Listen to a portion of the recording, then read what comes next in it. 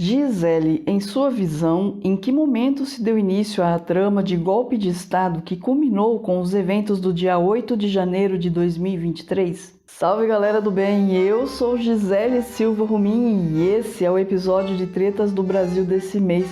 E olha, fazia muito tempo que eu não gravava algo direcionado assim à resposta de uma pergunta enviada por vocês.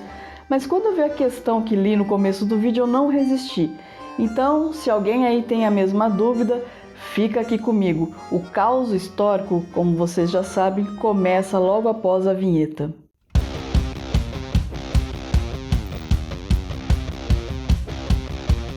Já respondendo de imediato à questão enviada pela Larissa Reis, eu diria que essa trama de golpe de Estado que culminou com os eventos do dia 8 de janeiro de 2023 teve sua origem na Guerra do Paraguai. Exatamente, e eu não estou brincando. Eu sei que não é a resposta que muitos esperam, mas de fato toda essa situação atual é um desdobramento de coisas que foram originadas na Guerra do Paraguai. Notem, as Forças Armadas do Brasil, elas nascem com a Guerra do Paraguai. Antes da Guerra do Paraguai, as nossas Forças Armadas elas não eram organizadas e equipadas. Ao longo do desenvolvimento do conflito, a imagem de Dom Pedro II fica muito desgastada, principalmente por conta da grave crise econômica que atingiu o Brasil em razão dos gastos absurdos com a guerra. Em contrapartida, as nossas Forças Armadas, em especial o Exército, sai da guerra com muito prestígio perante a população brasileira. Diante desse cenário de enfraquecimento da imagem de Dom Pedro II e fortalecimento da imagem das Forças Armadas, inúmeros embates começam a surgir entre governo civil e militares. Tanto que não é à toa que o nosso primeiro golpe de Estado no Brasil acontece em 1889 com a proclamação da República pelos militares. Eu vou dar um exemplo para vocês de como se davam esses embates entre militares e poder executivo para que vocês entendam o conflito que existia na época aí de Dom Pedro II. O exemplo que eu vou dar ele é bem famoso e aconteceu quando a Guerra do Paraguai já se encaminhava para o fim.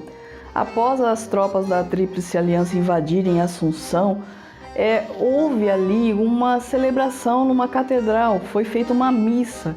E o Caxias, que comandava as tropas do Brasil, ele desmaia nessa missa. E após passar mal, ele simplesmente deixa a guerra e volta para o Brasil. E dá a desculpa que achava que a guerra tinha terminado com a invasão da capital. Na verdade, havia um pacto entre Brasil, Argentina e Uruguai de que a guerra terminaria com Solano Lopes preso ou morto. E aí eu indago, que chances haveria do comandante das tropas brasileiras desconhecer esse pacto? A resposta é muito óbvia, era nenhuma. O que Caxias fez, entretanto, foi abandonar o seu posto e, como tal, deveria ter sido punido. Porém, a imagem de Dom Pedro II estava muito desgastada e Caxias era muito amado pelo povo brasileiro. Então não houve punição, houve aí uma certa passação de pano para o que o Caxias fez. E essa passação de pano, inclusive, foi através da concessão do título de Duque ao Caxias. Bom, com o golpe de Estado de 1889, dado pelos militares proclamando a República, depondo, portanto, Dom Pedro II, inicia-se o período que nós chamamos de República Velha, que dura até 1930. E o que acontece em 1930? Outro golpe de Estado. Getúlio Vargas depõe Washington Luiz, apoiado por um movimento militar, político-militar, na verdade, chamado tenentismo. A promessa era de que esse governo de Getúlio Vargas seria provisório e que logo seriam convocadas eleições. Mas aí chega 1937 e o que acontece? Um outro golpe de Estado de Getúlio, ajudado pelas Forças Armadas. E esse golpe de Estado de 1937, ele é uma piada, para não dizer absurdo, porque o alto comando das Forças Armadas forjaram uma fake news chamada Plano Cohen. Foi um documento que eles arranjaram ali, falsificaram e leram para a população, falando sobre uma conspiração comunista que criaria o caos no Brasil e tomaria o poder. Com base nisso, Getúlio e os militares dão esse golpe de Estado e implantam o Estado Novo. Após o término da Segunda Guerra Mundial, inicia-se no Brasil um movimento pela derrubada de Getúlio Vargas. Aliás, um movimento articulado pelas Forças Armadas e as elites econômicas. Getúlio é forçado a renunciar e eleições são convocadas para dezembro de 1945. Gaspar Dutra, que era militar, foi eleito nesse pleito. No pleito seguinte, Getúlio Vargas volta, dessa vez eleito, nos braços do povo. E com isso, o Brasil mergulha numa forte crise política, tanto por denúncias de corrupção, tanto por uma oposição muito ferrenha liderada por Carlos Lacerda e em surdina pelos militares, que novamente já conspiravam para dar um novo golpe de Estado. Hoje, os historiadores concordam que o suicídio de Getúlio Vargas em 1954 atrasou em 10 anos o golpe militar que foi dado em 1964. Então veio o golpe de 64, abertura política em 1985 e, como todos sabemos, assim como Caxias nunca foi punido por ter abandonado a guerra, nenhum militar, torturador ou golpista foi punido em decorrência desse golpe. Por incrível que pareça, esse período que vai da abertura política em 1985 até o momento atual, ele é o maior período democrático de nossa história.